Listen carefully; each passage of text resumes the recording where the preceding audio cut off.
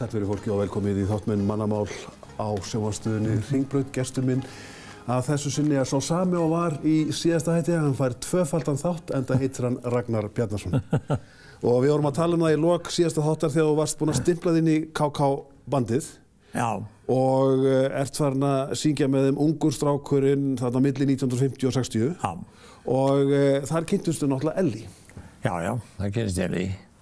Við sungum saman Sölska og ég. Það var náttúrulega, hún var náttúrulega bara einstök. Af hverju? Hvað gerði? Ég veit, hún var svona mikla tónlistarkonu. Hún var náttúrulega gífurlega góð söngkona. Hún hafði tilfinningu og svo var hún bara, hún var svona, hvað segir maður, hún tramaði sig aldrei fram, það var aldrei neitt vesinn á henni og það gerði hún reynda fæstir sko á þessum árum. Hljóðfæraleikarar eru dálítið öðruvísi en annað fólk með það. Það er einhvern mikið læti en það er náttúrulega til auðvitað, svona jólasveinainn á milli. En Ellý bara, að syngja með henni var bara yndislegt. Og ég núna að syngja með Katrínu og hún, það er bara eins og ég segi að syngja með Ellý. Já, í Ellý-sýningunni sem hefur gengið vonu framar. Ellý, var hún feimin? Já, svona, já. Ég held að sé á þetta að segja það. Hún var svona, hún bara einhvern veginn hélt sig tilbaka, sko, þannig að ekki nema þegar hún var beðin að gera eitthvað og þá stóð hún sér náttúrulega eins og hetja, en annars var ekki að bera mikið á henni, sko. Pössuðu raddirnar ykkar ekki mjög vel saman? Já, við vorum mjög góð saman, sko. Við vorum mjög góð saman. Það var ekki alltaf verið að kjafta það að þið værið saman? Jú, blessað, það var blessað. Ég var eins og Haukur Mortens átti að eiga 14 börn. Og hvað átti þú að eiga mörg börn þá? Ég man ekki, þeir var hrúið einhverjum hellinga á mig líka. En ég gleym aldrei ruglunum Hauk Mortens. Já, þetta Haukur á 14 börn út um alls land. Hvað þetta segja, á hann ekki rútut að taka þetta með í bæinn? En fékkstu mikið af því óþvegnu, fannst þér mikið verið að tala um þig? Þig og Ellý og þetta fræga fólk? Ef það hefur verið gert, þá hef ég bara hreinlega ekki verið að skipta mér á. Ég hef tekið eftir því. Ef eitthvað hefur ekki því löngu hættur að pæla í þessu. Hvernig varst á þessum árum? Ég meina, þú hlýtur að vera töffari. Nei, ég var ekki töffari, ég var bara léttur strákur, hvað sem það var ekkert sem fór í taugarnar á mér. Ég sildi bara, þú veist, allir happy og þetta var bara hljómsveitirnar þetta var gaman, það var skemmtilegt fólk og Ellý var indal og Sigrún sem ég söng með áður en að Ellý kom, sko, og þú veist, þetta var bara gleði. Og það er það sem ég er að gera núna akkurat á hörpunni núna á sveituna. Það er bara gleði. Þú hefur alltaf verið passlega kærulaus. Já. Ekki tekið þetta svakalega alvarlega, þá ferðu í magan. Það hefur hjálpað þér. En veistu hvað góðir vinirnir segja um þig? Nei. Að á bakvið töffaran, að svo miklu leyti sem þú ert töffari, er óskaplega mikið ljúfmenni. Já, það getur vel verið. Ég er allavega ekki með dæsing. Nei. Hvernig hefur þú komist í gegnum þetta allt saman vegna þess að þetta er orðið ofboðslega langur ferill í skrýtnu starfi, í óreglulegum vinnutíma, þar sem menn hafa komið á farir, sumir orðið fórnarlömb áfengis og dóps, aðrir komist klakklaus í gegnum þetta. Hvernig hefur þú komist í gegnum þetta? Ég held bara að ég var náttúrulega heppinn þegar ég var í Danmörk og kynnist Hellu. Ástin í lífinu? Já, ástin í lífinu mínu. Þá þegar hún kemur inn í lífið mitt, þá er eins og ég farið niður úr 3. hæðinni og niður á 1. Á þess að hún segði eitt einast orð. Hún hefur bara þennan, hún er róleg og afslöppuð og þú veist, það er aldrei neitt þras og ekki neitt, sko. En bara þegar þú ert nálægt, þá fór ég bara úr þessum 100 metra hlaupum sem ég var alltaf í, skilu, og fór aðeins neðar. Heldur að Ellý hafi bjargað lífinu? Nei, ég veit ekki hvort hann bjargað, já, það getur vel verið. En allavega, sko, hjálpaði mér á þess að vera nokkuð tímann að tala um það. Ég fann það bara hjá mér að þetta var rétt, sko, rétt það sem hún var að gera, eða hvernig hún var eiginlega, getur maður sagt. Heldur að Helli hafi bjargað lífiðinu? Ég veit ekki hvað sem hún bjargað lífinu, en hún hefur bjargað miklu, ég get alveg sagt það. Já. Þú átti konu áður? Já, ég var giftur áður, ég kynntist hún til Gerður Ólafsdóttir og við kynntumst náttúrulega bara í skóla. Svo það var náttúrulega snemmt fyrir okkur bæði og við eignuðumst 2 indarbörn, það er Bjarni Ómar Ragnarsson og Kristjana Ragnarsdóttir og þau eru náttúrulega fullorðið fólk í dag. En svo bara, þegar við erum svona ung þá er maður bara ekki tilbúinn til þess að, og ég í þessu starfi sem ég var í og aldrei heima, sko, þá spilum við 6 og 7 kvöld í viku og þannig þetta bara gekk ekki, við vorum ágætt svinnir og þetta bara, þessu lauk bara. En sko, 2 konur í lífi tónlistamanns öll þessi ár, enn og ekki mikið? Nei, það kannski ekki. Það er ekki neitt heldur. Í þessu óreglulega starfi? Já, nei, það er náttúrulega, sko, já, ég er bara heppinn að kynnast Hellu. Ég kynntist henni út í Danmörku, ég var að spila í Danmörku. Hvernig kom það til? Það kom bara, það er svona eitt af mínu vitleysisgangi. Við vorum að spila með Svíum út í Aarhus. Við vorum hérna í 1,5 ár að þvælast Skandinavíu. Og og svo Kristinn Vilhelmsson, pabbi Vilhelms G. Kristinssonar. Vilhelms G. Kristinssonar, já. Hann er með mér alla hennar tíma, sá strákur og alveg yndislegur náungi. Og við vorum bara eins og 2 dropar á vatni. Við gerðum samkomulag með okkur að ef að eitthvað slægist upp á vinskapinn, maður væri búinn að fá sér glas og eitthvað slægist upp á vinskapinn, að þá er það sá sem var vittlausari og lét hann átti að koma inn með bjór morgun eftir til hins. En þetta kom aldrei til, því að það var aldrei neitt vesinn á okkur.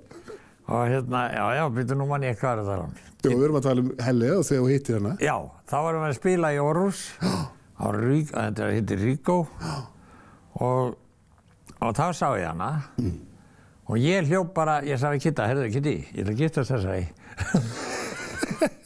Það var gamli, og ég fór til hennar og sagði, viltu giftast mér? Þegar ég settist hjá henni og svo hló hún náttúrulega bara þessu og svo vorum við að spila þarna töluvert í Aarhus og þannig kynntust við og svona smá kom þetta.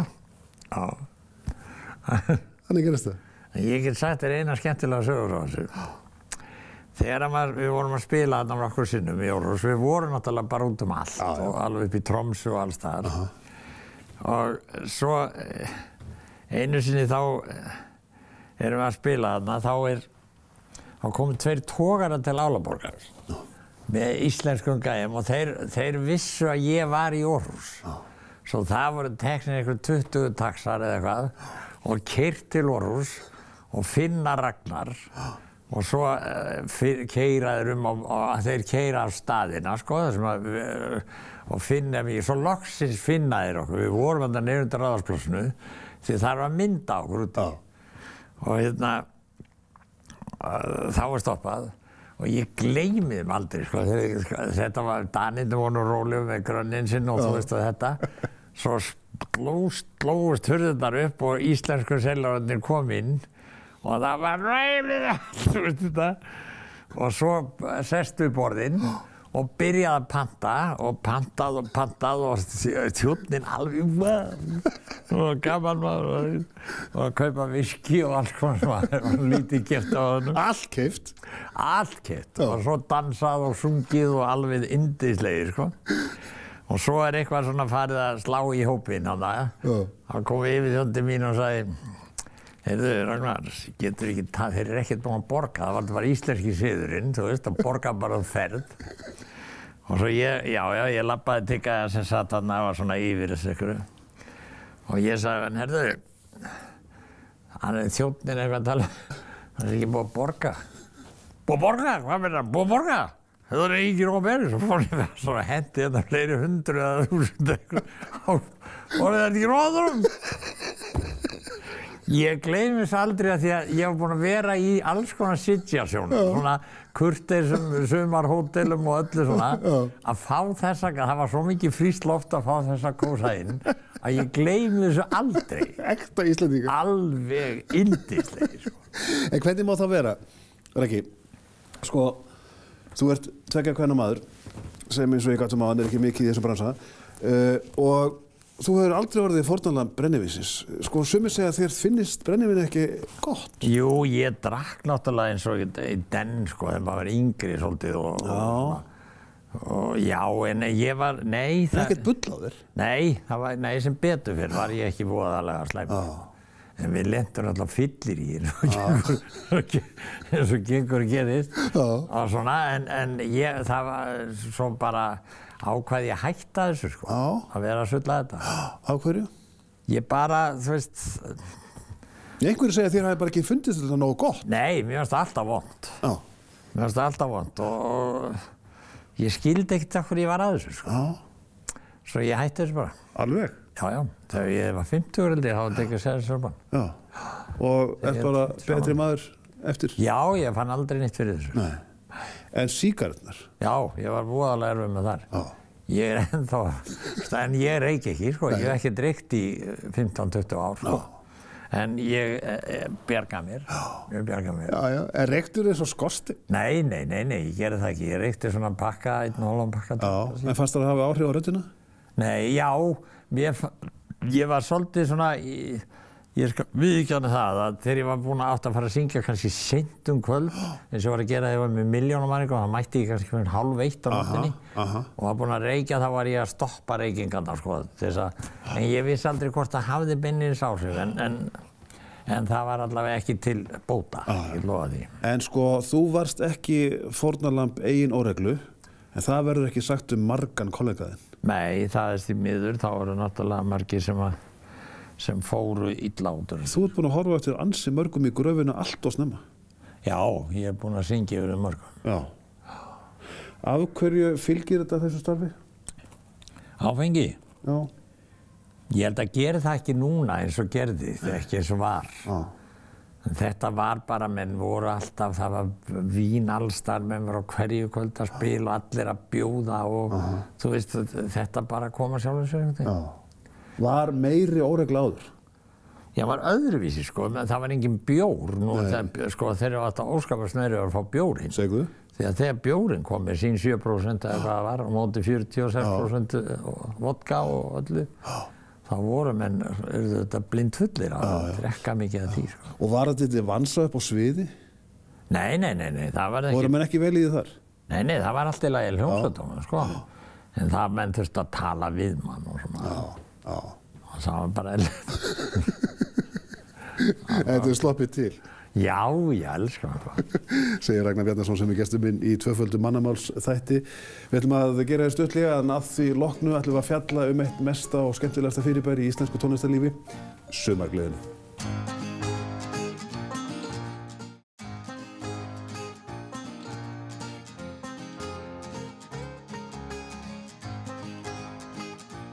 Sett fyrir fólkið á nýja leik þeir að horfa á hvorki meira en minna en tvöfaldan mannamálsþátt, enda gesturinn ekki að verða endanum Ragnar Bjarnason, söngvari og lagasmiður og skemmtikraftur í áratugi, fagnar 85 ára afmæli á þessu ári og er með tónleika núna í Hörpu, ekki eina heldur tvenna og við höfum verið að fjalla ævi þína og störf sem hefur verið farsæl, altså ævin, störfin margvísleg, en eitt sem við þurfum að ræða er sumargleðin sem braut í blað í skemmtanalífi þjóðarinnar og varð að algjöru fyrirbæri.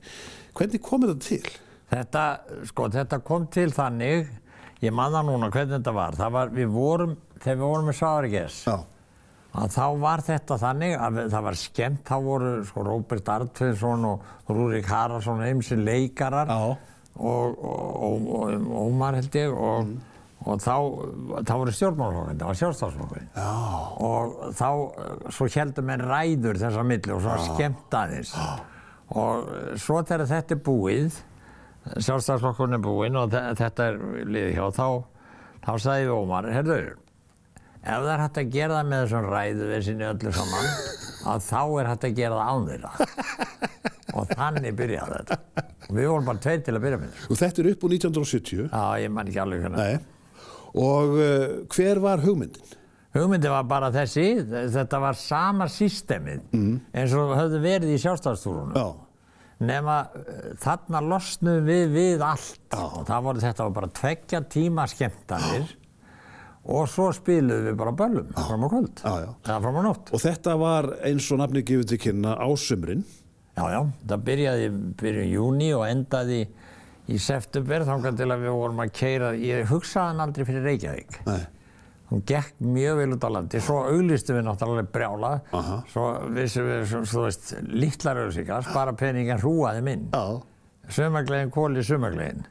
Þú veist, það var 20 rúllir. Eitthvað, 15 rúllir eitthvað. Og fólki hlustaði náttúrulega á þetta, Reykjavík. Enda hlust í 2 ár. Var að sumargleðin út alla trissur. Svo erum við einu svona að keyra niður Vaðlaheiðina og ég að horfa að sé Hrísey og ég segi strákar, við skulum fara út í Hrísey. Já, það ekkert fólk það skiptir ekki svo mikið fólk, það skiptir engum máli. Við skulum bara fara, við erum að skemmta alls staðinn í kring og við erum að auglýsa allt, við erum bara að fara og skemmta þeim. Það sé ekki margir. Og við fáum ekkert fyrir það, við bara gera það. Þá segir Stefán heitinn, Jóhansson, trommari, pabbi Björnsárleikara, af hverju förum við aldrei til Reykjavíkur? Svo ég sittur og segir, ok, förum til Reykjavíkur. Það var ekki bara að fara til Reykjavík 2 ár. Hvernig var prógrammið? Það ekki margir sem muna glöggt eftir summan voru svona dolt í því þegar voru að horfa á þetta. Það fullt af með þessar diskumar. Þessuna, þáttöktum mann séu þetta. Það byrjaði á því að það var skemmtun. Þar voru, svo voru náttúrulega allir, þarna Bessi var þarna og þú veist, og hverjir voru ekki. Ómar og Rúrik og ég veit ekki hverjir voru ekki. Og 2 tíma skemmtun. Og svo bara smá pása og þá var allt rekið út og selt inn aftur. Það var system. Og alltaf kjaft fullt. Alltaf, svona brjálaði. Og þetta varð að slíku fyrirbæri að menn töluðu skipulögðu sumar sitt fyrir og eftir sumargleði. Já, það var að starra út á landi fyrir og eftir sumargleði. Og því man eftir aðsóknum við flugum einu sinni frá Sauðárkróki með Ómari, alltaf mikið með Ómari. Inn á Akureyri til að selja miða á föstudagskvöldinu. Svo vorum Mývatnssveitinni og Skúlagarði og þegar við komum þá var bara röðnarið í kringum Sjalland til að kaupa miða. Og sama var að sögu þegar við loksins komumst til Reykjavíkur. Það var fram að jólum. En af hverju heldur þetta hafi verið svona vinsælt? Þetta var óhemju vinsælt.